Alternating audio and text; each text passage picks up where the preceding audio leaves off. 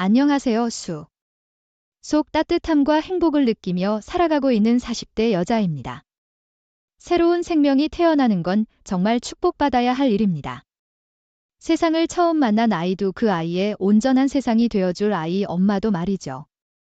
생명의 탄생을 마주하는 일을 하면서 다양한 일들이 있었지만 오늘은 그 중에서도 가장 특별했던 사람을 만나 인연을 맺게 된 이야기를 한번 해볼까 해요. 그럼 지금부터 이야기를 시작해 볼게요. 저는 충청도 작은 시골 마을 출신의 산부인과 의사입니다. 어린 시절부터 의사라는 꿈을 가지고 있었고 또 여자의 몸에 대해 다방면으로 관심이 많았기에 산부인과 의사의 길을 택하게 됐죠. 대학에서 공부하는 건 힘들었지만 그래도 나중엔 종합병원의 산부인과 의사로 자리를 잡게 되니 그래도 힘든 시간 잘 버텼다 싶은 마음이 들더라고요. 남편관 대학 동기 소개로 처음 만나게 됐습니다. 다정다감하고 따뜻한 성격을 가진 데다 대화를 하면서 툭 튀어나오는 사투리가 참 매력적인 사람이었죠. 그렇게 저희는 3년 정도 만나다 결혼을 하게 됐어요. 평생을 함께할 소중한 사람이 생기고 원하는 일을 하면서 살아가는 건 정말이지 행복한 일이었습니다. 하지만 마냥 즐겁지만은 않았어요. 웃는 날도 있었지만 아픔을 직면하는 날들도 덜어 있었기 때문이었죠. 그런 날이 오면 남편과 가볍게 술을 한 잔 기울이며 있었던 일들을 털어놓았고 그럴 때마다 남편은 항상 이렇게 말해줬습니다. 당신은 참 좋은 의사인 것 같아. 환자의 마음 하나하나 감정 하나하나 놓치지 않고 다 공감해주니까 아마 그분도 당신이 위로해주고 토닥여주고 손잡고 같이 울어줘서 아주 조금이나마 마음이 달래지지 않았을까 싶어. 남편의 한마디인 언제나 제게 큰 위로가 되어주곤 했습니다. 그렇게 시간이 흘러져도 아이를 가지게 됐고 출산 예정일이 얼마 남지 않았을 때 출산 휴가를 사용하고 잠시 자리를 피우게 됐죠. 진료 마지막 날 어떤 사모분께서 절 보고 방긋 웃으며 이렇게 얘기를 해주셨습니다. 선생님은 따뜻한 분이니까 뱃속에 있는 아기도 분명 따뜻한 마음을 가지고 태어날 거예요. 축하드려요. 선생님 아기 낳고 다시 오실 거죠? 저 병원 안 옮기고 기다리고 있을게요. 그렇게 많은 사람들이 축복 속에서 저는 남편을 쏙 빼닮은 딸을 낳았습니다. 그런데 아무래도 직업이 직업이고 남편 회사도 정신없이 바쁘게 돌아가는 회사였기에 출산 휴가를 길게 사용할 수 없었어요. 길어야 1년이 끝이었죠.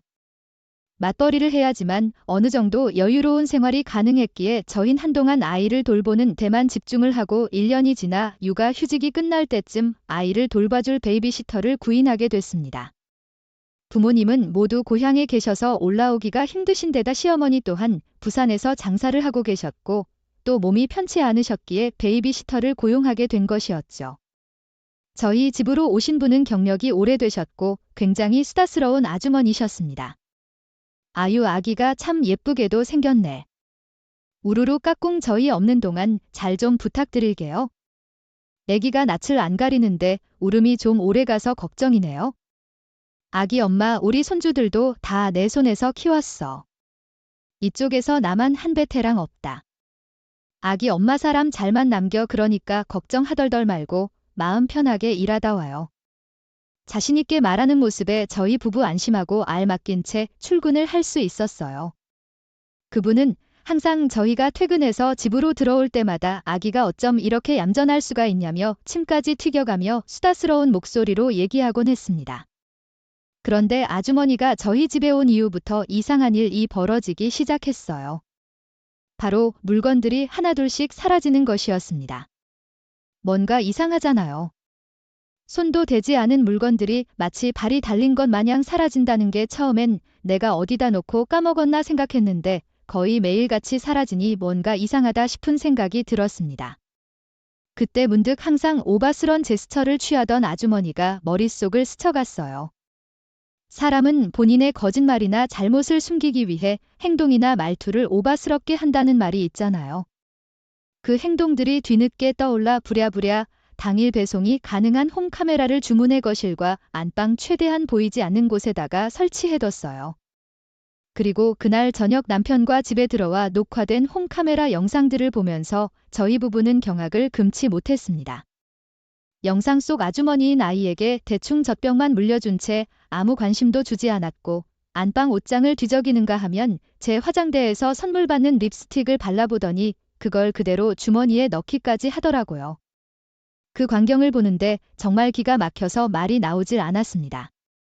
그리고 다음날 아주머니가 출근하자마자 이렇게 말했어요. 이모님 지금까지 저희 집에서 일한 지 1달 되셨죠? 1달 동안 저희 집에서 가져가신 물건들 그대로 돌려주세요. 하나도 빠짐없이 돌려놔 주시면 신고도 안 하고 그냥 이모님 저희 집에서 내보내는 걸로 조용히 마무리할게요. 아니 혜기 엄마 아침부터 뭐 잘못 먹었어? 내가 이 집에서 뭘 가져갔다고 이래. 이런 코딱지만한 집에서 가져갈 만한 게 뭐가 있다고 참네. 어이가 없어서 지금 엄한 사람 도둑으로 몰아가는 거야? 사람이래도 돼? 그동안에 얼마나 잘 봐줬는데. 저희가 증거도 없이 엄한 사람 몰아가는 거라고 생각하시는 거예요. 지금? 지금 이게 멀쩡한 사람을 도둑으로 몰아가는 거 아니면 뭐야? 어디 증거 있으면 들고 나와봐. 나도 좀 보게 내가 여기 진 물건 가져갔다는 확실한 증거 있어 있냐고? 그분은 목에 핏대까지 세어가며 저희 부부를 이상한 사람으로 몰아갔습니다. 말 그대로 일반적인 상식이 통하지 않는 사람 같았죠. 그래서 참다 못해 여태까지 녹화한 영상들을 모두 보여줬고 베이비시터의 당당했던 표정은 영상을 보여주자마자 싹 사라지더군요. 물건들이 계속 하나둘씩 사라지길래 영찝찝해서 저희가 홈카메라 설치해서 녹화했어요. 이모님 출근해서 퇴근하실 때까지 전부 다요 물건 가져가신 것뿐만이 아니라 저희에겐 그냥 대충 젖병만 물려주고 울어도 눈길 한 번 안 주시고 소파에 누워서 TV만 보시고 본인 밥은 또 저희 집 냉장고 털어서 한 상 가득 차려 드시고 영상 보는 내내 이 집주인이 이모님인 줄 알았네요. 아휴 미안해 애기 엄마어 내가 이걸로는 먹고 살기가 힘들어서 나도 모르게 손 좀 댔어. 내가 실수했어. 딱 한 번만 눈 감아주면 안 될까? 아기 엄마도 부모님이 있을 거 아니야 부모. 돈이 없어서 굶어 죽을지언정 남의 돈이나 물건 같은 데는 절대 손 안 드시는 분들이시거든요. 더 이상 긴 말하기 싫으니까 저희 집에서 나가주세요. 그리고 무조건 경찰에 신고할 거예요. 선처 없고 합의 없으니까 그렇게 아세요? 결국 저희는 저희 집에서 물건을 훔쳐간 베이비시터를 경찰에 신고했습니다. 저희가 알아차리지 못하고 넘어갔다면 더간 큰 행동을 했겠다 싶은 생각에 정신이 아찔해지더라고요. 훔쳐갔던 물건들은 다행히도 팔아넘기진 않아 고스란히 돌려받을 수는 있었지만 괘씸한 마음에 절대 합의나 선처는 없다고 옷을 박아버렸어요. 그리고 나중에 아주머니 벌금형을 선고받았다는 소식을 듣게 됐어요. 그 이후 저희 부부는 베이비시터를 믿지 못하게 됐습니다. 이런 일이 한 번 생기니 모르는 사람을 집에 잠깐이라도 들이는 것 자체가 꺼려지게 되더라고요. 그래서 친정엄마 전화라다 이런 일이 있었다고 말하니 엄마가 제게 이렇게 말씀하셨어요. 그런 일이 있었음 진작이 엄마한테 전화를 했어야지. 남의 손에 애를 맡기는 게 그렇게 쉬운 일인 줄 알았어. 알아보지도 않고 사람을 그렇게 덥석덥석 들이니 이런 일이 생기는 거 아니야? 괜히 또 돈 낭비해서 쓸데없이 사랑 구한다. 뭐다 하지 마. 다음 주부터 엄마가 올라가서 봐줄 테니까 뭐야 엄마가 거기서 여기까지 어떻게 와 몸도 성치 않으시면서 내 몸 시원찮은 게 뭐 대수냐 뿐. 우리 손녀 돌봐줄 사람이 없다는데 그렇게 계속 사람 못 구하고 전전긍긍하고 있으면 너도 그렇고 박서방도 마음 편하게 일 못해. 어차피 사부인도 가게 운영하느라 바쁘시고 또 몸도 편찮으셔서 올라오지도 못하신다면서 그럴 바엔 엄마가 올라가서 봐주는 게 낫지? 아빠한테도 말해놓을 테니까 그렇게 알고 있어? 60대 후반이신 엄만 허리와 무릎 건강이 좋지 못한 분이셨는데 본인 몸도 불편하신 상황에서 손녀를 봐주러 올라오신다는 게 감사하면서도 너무 죄송했어요. 남편에게도 엄마가 올라오셔서 봐주시기로 했다고 말하니 소스라치게 놀라더라고요. 장모님께서 올라오신다고 했다고. 얼마 전에 있었던 일을 얘기했는데 그거 듣고 엄청 마음이 쓰이셨나 봐. 남의 손에 맡길 바에야 당신께서 봐주겠다고 하시더라고. 아휴 장모님께 죄송해서 어떡하지? 나라도 좀 자유롭게 휴가 내고 이럴 수 있으면 좋은데 미안해. 아니야 당신이 뭐가 미안해? 나도 마찬가지인데 아무튼 엄마한테 용돈 좀 두둑하게 드려야겠어? 그리고 다음 주가 되자 엄마는 손녀딸을 돌보기 위해 고향에서부터 저희 집까지 힘든 몸을 이끌고 올라오셨습니다. 그리고 한동안은 저희 집에서 함께 지내기로 하셨어요. 엄마가 집에 있으니 확실히 둘이 사는 것보단 훨씬 더 잘 챙겨 먹게 되고 아이도 마음 놓고 맡기며 일에 집중할 수 있었지만 아버진 그동안 혼자서 식사를 챙겨 드셔야 했고 또 둘이서 하던 농산일을 혼자 하시게 돼요. 전화로 아주 불평불만을 토로하신다고 하더군요. 그럴 때마다 엄마 눈 하나 깜짝 않고 당신이 손이 없냐 발이 없냐? 밥은 스스로 챙겨 먹으면 되지 하면서 아버지의 불평에 반격하시곤 하셨답니다. 자리에서 일어날 때마다 무릎을 부여잡고 애구구설을 내며 힘들어하시는 엄마를 볼 때마다 죄송한 마음이 가득했습니다. 그래도 다른 사람의 손에 알맡기는 게 너무 겁이 나 제1 믿을 수 있는 엄마에게 아이를 맡길 수밖에 없었죠. 저희 부부다 엄마에게 죄송한 마음이 커 아이를 돌봐주시는 비용도 두둑히 드렸고 가끔 어디가 결리고 쓰신다 말씀을 해주시면 저희 병원에서 저렴한 가격에 치료도 받을 수 있게끔 해드리곤 했습니다. 그렇게 엄마가 아이를 돌봐주시게 되고 마음 놓고 일에 집중을 하던 어느 날 한 산모가 배를 꼭 끌어안은 채 진료를 보러 찾아왔습니다. 그런데 설렘 반 긴장 반으로 가득해야 할 산모의 얼굴은 잔뜩 어두워져 있었어요. 무슨 일이 있는 건가 싶었지만 개인 사정이 있나 보다 싶더라고요. 안녕하세요. 아, 검진 받으러 오셨어요. 성함이 어떻게 되시죠? 강연아예요. 곧 있으면 출산 예정일인데 오늘 갑자기 배가 좀 불편해서요. 그래요. 우선 한번 볼게요. 간단한 검진을 끝낸 뒤 저는 우선 2번부터의 하루 이틀 정도 결과를 지켜보자고 얘기했습니다. 그러자 현아 씨 난감한 표정을 지으면서 제게 이렇게 말하더라고요. 오늘 꼭 입원해야 되는 건가요? 원래 아기들은 출산 예정일에 맞춰서 안 나오는 경우가 많아요. 예정일보다 며칠 빨리 태어나기도 하고 늦게 태어나기도 하죠. 그리고 지금은 가볍게 느껴지는 통증이지만 갑자기 심해질 수도 있고요. 그래서 우선 입원했다가 별 이상 없으면 퇴원하자는 거예요. 괜히 돌아갔다가 갑자기 집에서 진통 심해지는 것보다 낫잖아요. 그죠, 현신. 단호한 제 목소리에 살짝 놀란 듯 하더니 이내 고개를 끄덕였습니다. 별거 아니에요. 그냥 흔히 느껴지는 진통일 수 있어요 하고 아무렇지 않게 집에 갔다가 다음날 새벽에 아이고 나중네 하며 병실에 실려오는 사모님들도 드물게 있었기에 이대로 집에 보낼 순 없었죠. 아니나 다를까 현아 씨가 느꼈던 통증은 단순 진통이 아니었어요. 점점 시간이 흐를수록 심해지는 통증이 곧바로 분만 준비해야 했죠. 그런데 산모의 나이가 적지 않은 데다 계속 정신을 잃으려고 하는 탓에 어쩔 수 없이 제왕적일통의 분만을 진행해야 했습니다. 다행히도 아이는 우렁차게 응애하고 울음소를 내며 건강하게 태어났어요.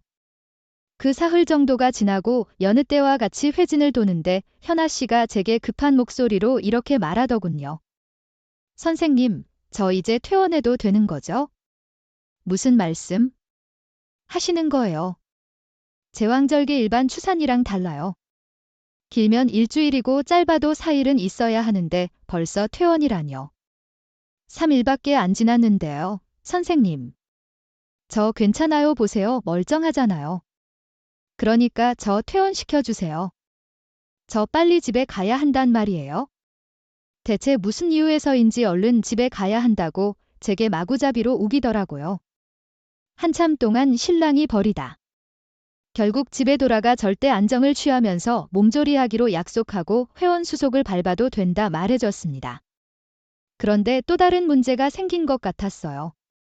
진료를 끝내고 점심을 먹으러 가던 길이었는데 수납하는 곳이 평소와는 다르게 제법 소란스럽더라고요. 무슨 일인가 싶어 가까이 가보니 아까 제게 퇴원을 시켜달라고 잔뜩 졸랐던 현아 씨가 아이를 안은 채로 고개를 푹 숙이고 있었고 직원분들은 어떻게 해야 할지 몰라 난처한 표정을 짓고 있었죠. 무슨 일 있어요? 환자분께서 수납을 하셔야 하는데 지금 8만 원밖에 없으시대요. 들어보니까 실비보험 들어놓은 것도 하나도 없으시다고 하고 보험 받을 가족분들도 안 계시다네요. 상황이 너무 딱하긴 한데 저희도 입장이 곤란해서. 병원비 총 얼마 나왔어요? 3일에서 총 80만 원 나오셨어요.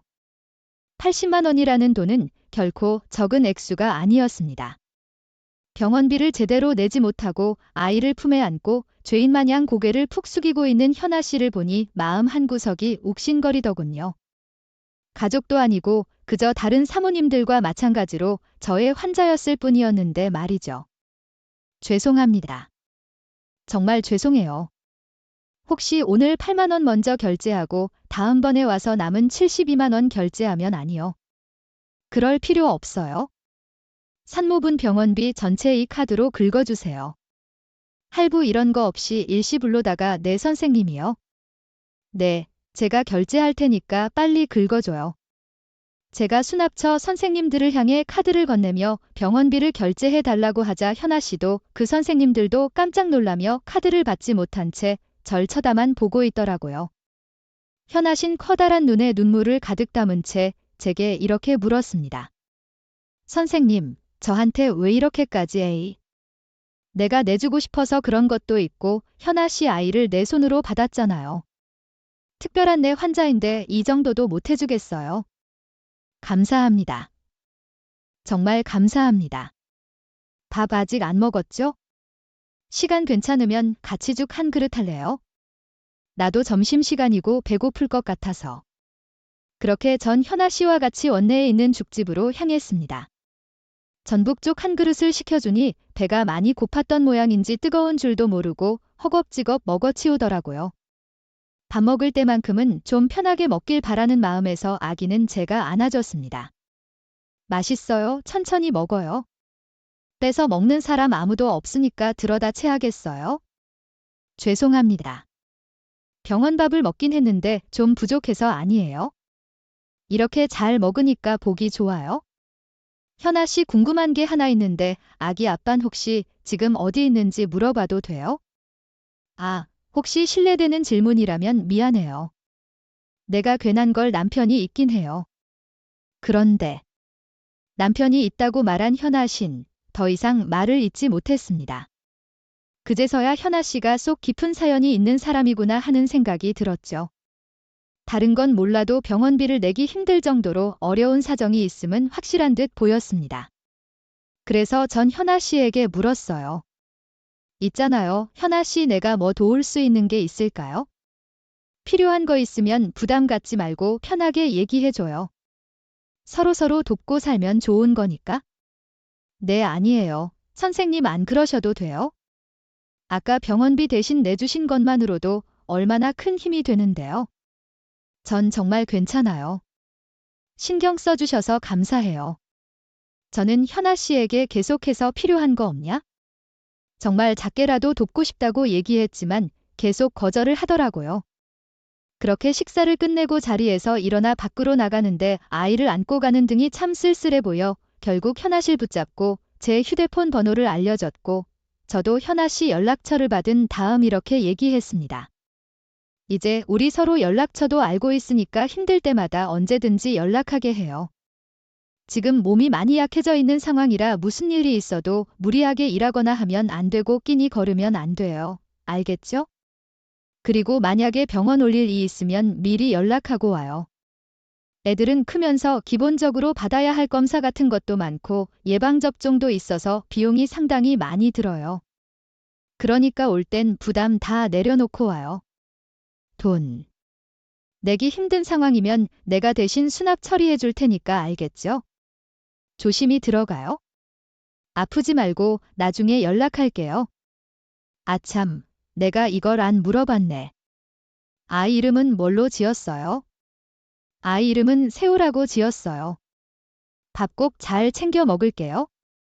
감사합니다. 현아신 세월을 품에 꼭 끌어안고 제게 연신 허리를 숙여 인사하고선 버스를 타고 떠났습니다. 밤. 남편에게도 현아 씨 이야기를 해줬어요. 병원에 이런 산모가 찾아왔는데 너무 안타까운 마음이 들어 작게나마 도와줬다고 하니 제게 잘했다고 하더군요. 맞아. 요즘은 정말 하루 벌어서 하루 먹고 살기도 힘든 사람들이 많더라고. 힘든 사람들이 점점 늘어나고 있어 걱정이네. 당신 옳은 일 한 거야? 잘해서 정말. 집엔 잘 도착했으려나 모르겠네. 아까 집에 와서 문자라도 한턱 남겨놓을 걸 그랬어? 잘 도착했겠지? 계속 연락하고 그러면 부담스러울 수도 있으니까 생각날 때마다 안부 정도 물어보는 걸로 해. 그렇게 헤어진 후 저는 현아 씨가 매일같이 생각이 났습니다. 혹시라도 무슨 일이 있는 건 아닐까? 밥은 잘 챙겨 먹고 있을까 하고 걱정되기도 하고 또 세호는 잘 지내고 있을지 자꾸만 걱정이 되더라고요. 그렇게 일주일 정도가 지난 어느 날 저는 마트에서 아기 장난감과 유모차 등 필요한 용품들을 모두 구매한 뒤 현아 씨에게 전화를 걸었습니다. 현아 씨 나예요. 잘 지내고 있어요. 선생님. 안녕하세요. 아유 감기 걸렸어요. 밥 잘 챙겨 먹고 몸도 잘 챙기라니까 내 말 안 들었죠? 아니에요. 선생님 감기는요. 그런데 어쩐 일로? 우리의 갓난아기 때 입던 옷 정리하다가 문득 현아질 생각이 나서 연락했어요. 아기 용품도 몇 개 샀고 또 모처럼 쉬는 날이라 현아 씨 얼굴도 좀 볼까 싶은데 집 주소 좀 문자로 남겨줄래요? 내가 그리로 찾아갈게요. 아, 아니요 선생님. 힘들고 번거롭게 안 찾아오셔도 돼요? 에이 부담스러워서 그러는 거죠? 우리 앤 2살이에요. 그러니까 갓난아기 옷은 당연히 안 맞겠죠. 옷들이 거의 새거나 마찬가지인데 또 버리기엔 아깝잖아요.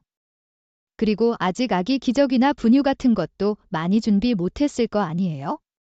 계속 거절하면 나도 민망해요. 현아 씨, 그러니까 문자로 꼭 집 주소 남겨줘요. 이렇게 장황하게 설명을 하고 사정사정을 하고서야 문자로 집 주소를 받을 수 있었습니다. 저는 옷과 용품을 바리바리 챙겨 들고서 현아 씨의 집으로 향했어요.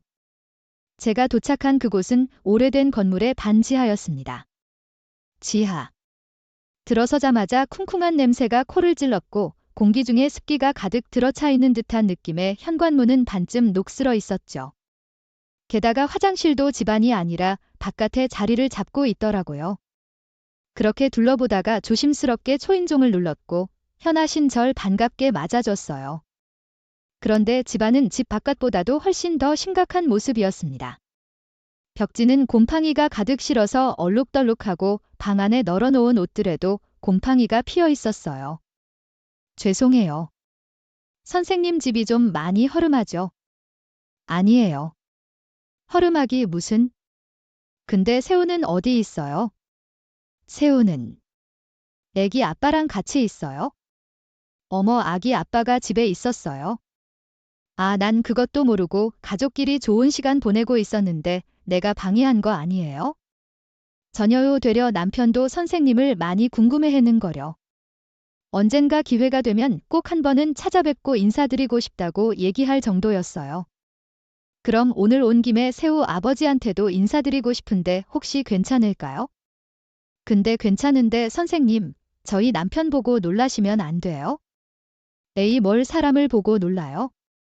어머 세우 운다 얼른 들어가 봐요.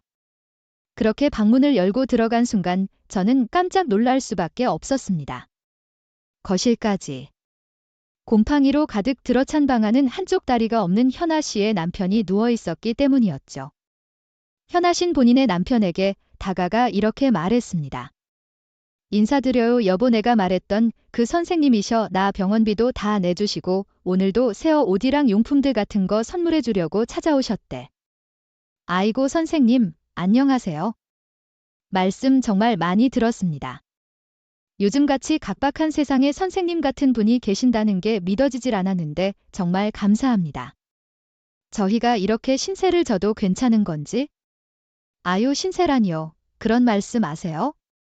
현아신 제 환자구 세워도 제 손으로 직접 받은 아이잖아요. 그걸로도 충분히 힘들 때 도움받아도 되는 특별한 사이라고 생각해요. 그리고 제가 하고 싶어서 하는 거니까 신세진다고 생각하지 마시고요. 현아 씨 우선 우리 애기 옷부터 입혀보자. 저는 준비해온 여러 벌의 옷들을 펼쳐 세우에게 한 벌씩 입혀봤습니다. 다행히도 세우에게 옷이 아주 딱 들어맞더라고요. 현아 씨와 현아 씨의 남편도 새 옷을 입고 예쁘게 웃는 세우를 흐뭇하게 바라봤습니다. 아유 예뻐라 우리 새우 옷도 잘 입고 너무 예쁘네 아 맞다. 현아 씨 따라와요. 줄 거 더 있어? 그리고 저는 현아 씨를 데리고 현관 앞으로 향했습니다. 그리고 집 안으로 참아가지고 들어오지 못한 유모차 보행기까지 전달해줬어요. 현아 씨인 입을 틀어막고 울먹거리며 제게 이렇게 말했습니다. 저희가 이걸 다 받아도 되는 건지 모르겠어요. 너무 감사해요. 선생님, 전 처음부터 지금까지 받기만 하고 돌려드리는 건 아무것도 없고 유모차도 많이 비싼 건데 선생님 아이도 2살밖에 안 됐다면서요. 보행기인 나중에 아기 걸음아 조금씩 걷기 시작하면 태워주고 유모차 근처에 산책 나가거나 어디 갈 일이 있을 때마다 써요. 요즘 유모차 없는 사람 없다. 어디 갈 때마다 새우 110이 안고 업고 갈 거 아니잖아. 맞죠? 그리고 나 돌려받자는 마음으로 주는 거 아니에요? 현아 시인 받을 자격 충분히 있고 우리 앤 새 거 사면 그만이니까 편한 마음으로 좀 받아줘요. 제 진심이 현아 씨에게도 다 한 걸까요? 현아 신 한바탕 눈물을 쏟고 난 후 제게 그동안 말하지 못했던 얘기들을 털어놓기 시작했습니다. 저희 남편 이름은 관이에요. 김관의 남편은 참 성실한 사람이었어요. 나중에 결혼을 하게 되면 집을 사겠다고 얼마 되지도 않는 월급을 절반씩 쪼개 차곡차곡 모으던 사람이었죠. 저도 그런 남편의 성격이 마음에 들어 결혼을 결심하게 됐고요. 그렇게 결혼 준비를 하고 있던 어느 날 갑자기 아주버님이 남편한테 돈을 좀 빌려달라고 하더라고요. 돈을 얼마나? 당시에 모아둔 돈이 4천만 원 정도 있었는데 그 돈을 전부 다 빌려달라고 하는 거예요. 빌려만 주면 3개월 정도 뒤에 무조건 갚겠다고요? 그런데 아주버님은 3개월이 지나고 6개월이 지나도 남편의 돈을 돌려주지 않았어요. 남편은 그 돈을 달라고 하지도 않았고요. 답답한 마음에 계속 물어보니까 아주버님의 형편이 더 좋아지지 않아서 4천만 원은 커녕 수준의 4만 원을 주기도 어려운 상황이 됐다고 하더라고요. 말 그대로 이러지도 저러지도 못하는 상황이었고 양가 집안 형편 자체도 넉넉한 편이 아니었기에 돈을 있는 대로 긁어 모아서 이 집으로 들어오게 됐고 그렇게 혼인신고만 한 채로 같이 살게 됐어요. 아, 그런 일이 있었구나. 속이 말이 아니었겠다. 그때부터 남편은 다시 돈을 모으기 위해서 낮은 회사를 그리고 밤에 대리운전 일을 하기 시작했어요. 하루에 2~3시간도 못 자고 나가는 일도 많았고 밥은 아예 안 먹거나 간단하게 먹을 수 있는 걸로만 때우고 그 와중에 제가 세월을 가지게 돼서 남편의 어깨는 더 무거워지게 됐어요. 제가 임신했다고 말하니까 절꼬가 안아주면서 그러더라고요. 지금보다 더 행복하게 돈 걱정 없이 살게 해주겠다고? 그렇게 약속했던 남편은 어느 날부턴가 건강이 나빠지기 시작했어요. 아유 많이 무리했구나. 어디가 안 좋았는데? 평소보다 갈증도 심하다고 말하고 살도 눈에 띌 정도로 많이 빠져서 걱정되는 마음이 병원에 같이 갔더니 당뇨라고 하더라고요. 혈당 수치가 너무 높아서 제대로 관리해주지 않으면 안 된다고 위험해질 수 있다고 하는데 정말 하늘이 노래지는 기분이 들었어요. 어떡하면 좋지 싶더라고요. 실비보험도 해약을 해버린 상태고 또 남편이 돈을 벌어오면 월세며 생활비며 돈이 다 빠져나가 버려서 온전히 치료를 할 돈이 없는 거예요. 그날 남편을 끌어안고 엄청 많이 울었어요. 그런데 당 있다는 걸 너무 늦게 알아서 그런지 빠른 속도로 당뇨발이라는 합병증이 찾아왔어요. 당뇨발 그거 정말 위험한 건데 어느 발? 깎다가 작은 상처가 생겼는데 거기서 시작이 된 것 같았어요. 자주 발이 붓고 저리다고 해서 많이 피곤해서 그런가 보다 생각하고 맨날 발 마사지를 해주곤 했거든요.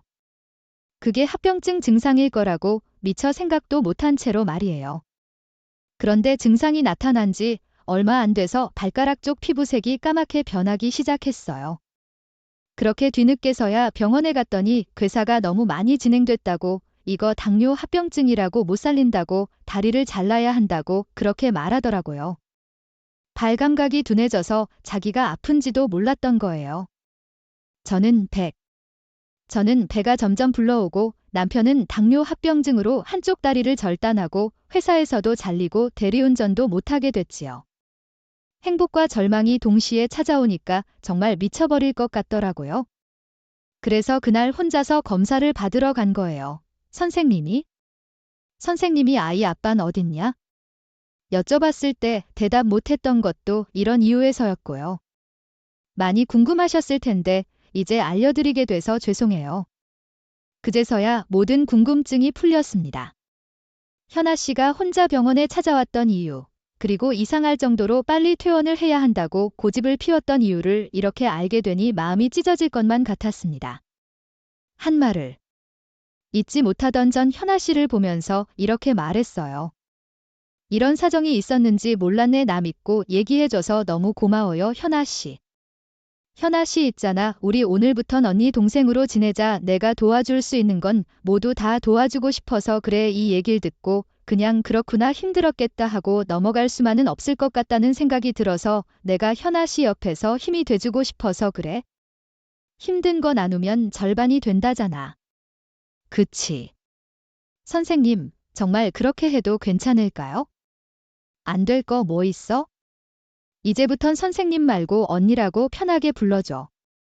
그동안 혼자서 끙끙 앓는다고 정말 고생 많았어. 현아 씨. 그렇게 저와 현아는 그날 이후부터 선생님과 환자의 관계가 아닌 언니 동생 사이로 지내게 됐습니다. 남편에게도 현아네 가족을 소개시켜줬고 가끔 만나서 식사를 함께 하기도 했죠.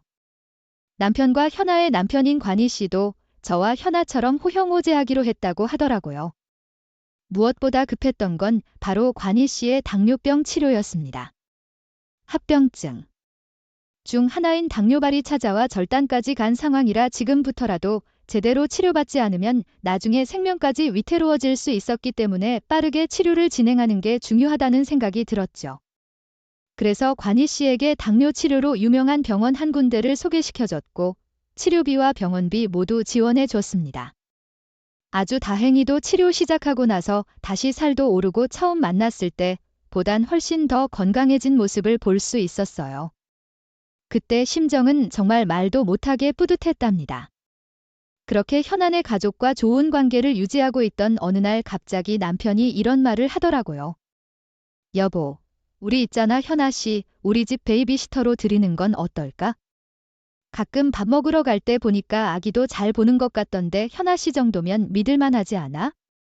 그리고 관희 씨 보면 도와줄 수 있는 건 도와주고 또 힘도 주고 싶고 우리 집방 하나 남는 거 있잖아. 거기서 지내게 하는 건 어떨까? 반지하에서 아기랑 셋이 사는 것보다 훨씬 나을 거 아니야? 장모님도 언제까지 여기 계실 수만은 없잖아. 현아 씨한테 한번 말이라도 해봐. 남편의 제안을 곰곰이 생각해보니 나쁘지 않은 것 같았습니다. 매달 나가는 월세며 공과금이며 모든 게 현아에겐 부담이 된다는 걸 알고 있었기에 한번 물어나봐야겠다고 생각했죠. 그 얘길 그대로 전달하니 현아 울먹거리며 이렇게 말했습니다. 언니, 정말 그래도 괜찮을까요? 저희가 괜히 민폐만 끼치는 건 아닌가 싶어서요. 민폐 무슨? 오히려 너희 부부한테도 좋고 우리한테도 좋은 거지? 반지하방 벗어나서 더 좋은 안경에서 새 홀 키울 수 있고 우린 믿을 만한 사람한테 아이 맡겨서 좋고 이제 관희 씨도 어느 정도 치료가 잘 됐으니까 또 새로운 직장도 알아보고 그래야지. 우리가 생활비는 다 부담할 테니까 다시 일어서 생각만 해 알겠지?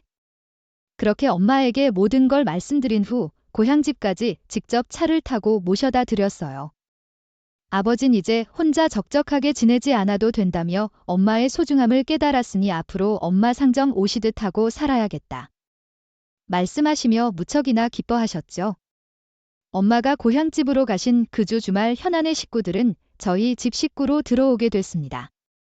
워낙에 옮길 짐들이 많아서 남편이 직접 반지하로 찾아가 짐 옮기는 것을 도와줬죠. 이사 첫날 저희 부부와 현안의 부부는 주방에 앉아 마시는 음식과 함께 가볍게 소주 한 잔을 기울였습니다. 관이신 술을 마시다 벼랑간 눈물을 뚝뚝 흘리더니 저희 부부를 향해 이렇게 말했어요. 좀 감사합니다. 저 정말 열심히 한번 일어서 보겠습니다. 물론 한쪽 다리 없는 사람 제대로 받아주는 곳이 있기나 할지 모르겠지만 그래도 포기하지 않고 7, 8기 인생으로 죽을 힘을 다해 살아보겠습니다. 그럼 지금보다 100배, 아니 1000배는 더 열심히 살아서 꼭 성공해. 그리고 나중에 성공해서 돈 많이 벌면 절대 우리 잊으면 안 돼, 알겠지? 당연하죠, 형님. 제가 어떻게 두 분을 잊어버리겠어요? 하늘이 두 쪽이 나더라도 절대 이 은혜는 잊지 않을 겁니다. 저 정말 새 인생 살아보겠다고 제대로 다짐했어요. 열심히 살아볼게요. 저희 집에 들어온 나를 기점으로 가니신 여기저기 이력서를 넣기 시작했습니다. 아무래도 몸이 조금 불편했기에 면접의 기회가 생겼어도 쉽게 채용은 되지 않았지만 그럼에도 불구하고 좌절하지 않고 계속해서 나아가려는 모습을 보여주었습니다. 오늘 면접은 어떻게 됐어? 오늘도 탈락이죠. 뭐야, 그 회사는 참 사람 보는 눈이 없어 나 같은 인재 안 데려가고 말이야, 그죠? 형님, 아이 당연하지. 이렇게 준비된 인재가 딱 들어가겠다고 하면 알아서 문을 열어줘야 할 거 아니야? 하여튼 간에 회사가 센스라곤 하나도 없어. 괜찮아. 세상에 좋은 회사 널렸으니까 그러니까 너무 실망하지 마, 알겠지? 아자 힘내보자고. 그리고 현아는 저희 가족에게 안 좋은 기억을 잔뜩 심어줬던 이전에 베이비시터와는 달리 저희 딸을 정말 성심성의껏 마음을 다해 돌봐줬습니다. 아무래도 두 아이를 함께 돌보는 것이 쉽지 않은 일일 텐데도 힘든 기색 하나 보이지 않고 아이들을 완벽하게 케어했어요. 어떤 일이 있어도 늘 긍정적인 모습을 보여주는 두 부부를 보면서 집에 들어오라고 말하기 참 잘했다 싶은 생각이 들었습니다. 그렇게 현안의 부부와 저희가 함께 산 지 1년 7개월 정도 지났을 무렵쯤 제 인생에 청천벽력 같은 일이 찾아왔어요. 토요일이라서 남편은 모처럼 쉬고 저는 여느 때와 다름없이 출근을 한 날이었습니다. 그런데 진료 시작한 지 얼마 되지 않아 현아에게서 전화가 걸려오는 거예요. 원래는 필요한 게 있어도 전화는 잘 하지 않고 문자로 용건만 간단하게 남겼던 터라 무슨 일이 있는 건가 걱정이 돼 곧바로 전화를 받았습니다. 그런데 수화기 속에서 들려오는 건 다름 아닌 현아의 울음소리였어요. 현아야, 무슨 일이야? 울지 말고 똑바로 말을 해봐. 언니, 지금 바로 응급실로 와주세요. 빨리요. 현아는 엉엉 울며 병원 응급실로 오라는 말만 하고 전화를 끊어버렸습니다. 이게 뭐지? 생각할 겨를도 없이 저는 5층에서부터 1층 응급실까지 미친 사람처럼 뛰어내려갔어요. 급하게 숨을 몰아쉬면서 응급실에 도착하니 저 멀리 슬리퍼를 신고서 고개를 푹 숙인 채 앉아있는 현아가 보였고 그 옆에 있는 침대엔 다름 아닌 남편이 누워 있었습니다. 나중에 응급실 당직을 서는 선생님께 자세한 얘기를 들어보니 남편이 평소에 가지고 있던 부정맥이 문제를 일으킨 것 같다고 하더라고요. 워낙에 야근을 밥 먹듯 하는 데다 편식 그 심한 사람이었기에 건강에 적신호가 켜진 듯 했습니다. 위험. 고비 넘겼다는 말에 놀란 가슴을 쓸어내리는데 당직 선생님이 이렇게 말을 하더라고요. 같이 오신 여자분께서 심폐소생술을 계속하신 모양이에요. 119에 전화하면서도 쉬지 않고 했다고 하시더라고요. 응급처치 안 하고 신고만 하셨음. 아주 큰일 날 수도 있었어요. 평소에 건강관리 잘 하셔야 돼요. 절대 과로하시면 안 되고 음식도 골고루 드셔야 하고요. 지금처럼 하시다간 진짜 다음번에 또 쓰러지시니까 건강관리 특별히 신경 써주세요. 한 며칠 정도 입원하시고 경과 지켜보고 괜찮으면 퇴원하시면 될 것 같네요. 바로 남편이 쓰러져 있는 동안 현아가 쉬지 않고 심폐소생술을 해줬다는 것이었습니다. 응급처치를 한 덕분에 이 정도로 끝날 수 있었다고 그렇게 하지 않았으면 아주 큰일 날 수도 있었다는 말에 또 1번 가슴이 철렁했어요. 결과 듣고 나서 남편이 입원해 있는 병실로 찾아갔습니다. 여전히 남편은 자고 있었고 현아는 그 옆을 조용히 지키고 있더라고요. 현아야, 네가 내 남편 살렸다면서 그 소리 듣고 얼마나 심장이 쿵쾅거렸는지 몰라. 너도 그 상황에서 많이 놀라고 당황스러웠을 텐데 침착하게 응급처치도 해주고 정말 고맙다는 말론 표현이 안 되네. 언니, 사실 저도 정말 어떻게 할지 몰라서 많이 망설였어요. 저희 남편은 아침부터 면접 보러 오라는 곳이 있어서 외출한 상태고 집엔 형부랑 저밖에 없었거든요. 언니 출근. 나서 형부 아침 준비하고 있었는데 갑자기 안방에서 쿵하고 큰 소리가 나는 거예요. 잘못 들었나 싶어서 상차리고 형부 식사하세요 하고 불렀는데 아무런 대답이 안 들리더라고요. 그래서 최대한 조심히 안방문을 열었는데 그때 형부가 바닥에 쓰러져 있는 걸 보게 된 거예요. 정말 몸은 움직여지질 않고 머린 완전 배 직장이 된 기분이었어요. 그렇게 된 거였구나 나였어도 그거 보고 완전 얼어버렸을 거야. 그래도 사람이 쓰러졌으니까 일이고 부르고 나서 맥박을 확인해 봤는데 심장이 안 뛰는 거예요. 그때부터 미친 듯이 심폐소생술 하기 시작했어요. 진짜 갈비뼈가 부러지겠다 싶을 정도로 힘줘서 형부. 일어나세요. 제발 일어나세요. 소리 지르면서 다시 생각해도 너무 아찔했어요. 그대로 형부 돌아가신 줄 알고 그리고 나중에 119 구조대원들이 왔는데 환자분 가족이 일하고 있는 병원으로 가달라고 부탁드렸어요. 그래서 이쪽으로 오게 된 거고요. 정말 고마워 현아야 네가 응급처치 안 했으면 우리 남편 정말 큰일 날 수도 있었대. 원래 부정맥이 있는 사람이었는데 너 근래 야근도 많이 하고 스트레스도 많이 받아서 문제가 생겼었나 봐 나도 알게 됐으니까 더 신경 써야겠다 생각이 들더라고. 넌 생명의 은인이야 정말. 이후 남편도 의식을 되찾고서 모든 이야기를 듣고 현아 보면서 연신 고맙다는 인사를 했습니다. 자기 생명 구해주고 더 나아가선 가정이 제대로 유지될 수 있게끔 도와줘서 고맙다고 말이죠. 솔직히 사람이 쓰러진 거 눈앞에서 보게 되면 너무 놀라 알고 있던 대처법도 까먹기 마련이잖아요. 현아가 아니었다면 저는 졸지에 남편을 잃고 과부가 되고 말았을 겁니다. 남편은 사흘 정도 입원을 하고 퇴원을 하게 됐고 모든 이야기 들은 관이신 집에 돌아온 남편을 끌어안고서 하염없이 눈물만 흘렸습니다. 너무 걱정. 아무 일 없이 건강하게 돌아와 정말 다행이라고 말이죠. 현아가 제 남편을 살려준 날을 기점으로 저희 부부와 현아네 부부는 더욱 돈독한 사이가 됐습니다. 그리고 저희 4명이 다 모인 자리에서 저는 현아에게 소원이 있냐고 물어봤습니다. 남편의 목숨을 살려준 은인이었기에 뭐든 해주 심산으로 말이죠. 현아야, 지금 가장 이루고 싶은 소원 있어? 아님 평소에 갖고 싶었는데 엄두가 나질 않아서 못 샀던 거라든지 넌 내 남편 생명의 은인이니까 원하는 거 말만 하면 뭐든지 들어줄게 편하게 말해봐 제 소원이요. 제 소원은 딱 하나예요. 저랑 저희 남편이랑 언니랑 형부랑 이렇게 4사람이 변함없이 평생 죽을 때까지 친가족처럼 이렇게 지내는 거요. 에이 그건 당연한 거잖아. 한 번 가족은 영원한 가족이지. 그거 말고 다른 거 뭐 정말 평소에 가지고 싶었던 거나 간절하게 바랬던 거 뭐 없어? 현아는 제 질문에 대답을 하지 못하고 계속 고민만 하고 있더라고요. 이렇게 있다가 날 밤을 샐 수도 있을 것 같아. 저는 남편에게 이렇게 말했습니다. 에이 기분이다 여보 우리 관희 씨한테 의족 하나 맞춰주는 거 어때? 아주 튼튼하고 좋은 걸로다가 왜 요즘 의족도 사람 다리처럼 자연스럽게 잘 나온다고 하더라고. 아무래도 의족이 있으면 지금보다 걷는 것도 훨씬 편해지고 또 옷 입어도 티도 안 나서 좋을 것 같은데. 의족 괜찮다 말 나온 김에 오늘 당장 맞추러 가자고. 쇠뿔도 단 김에 빼랬다고 말 나온 김에 저희는 곧바로 현안에 부을 데리고 의족을 맞추러 갔습니다. 요즘 위조 비싼 건 몇 천만 원짜리도 있더라고요. 그래서 저흰 고민하지 않고 가장 비싼 걸로 맞춰달라고 부탁을 드렸어요. 며칠 후 주문 제작한 의족을 끼고서 한 걸음 내딛는 순간 관이신 흥분에 가득 찬 목소리로 소리를 질렀습니다.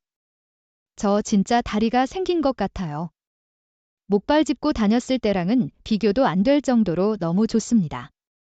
언니 형부 정말 너무 감사드려요. 사실 속으로 항상 바라던 게 하나 있었거든요.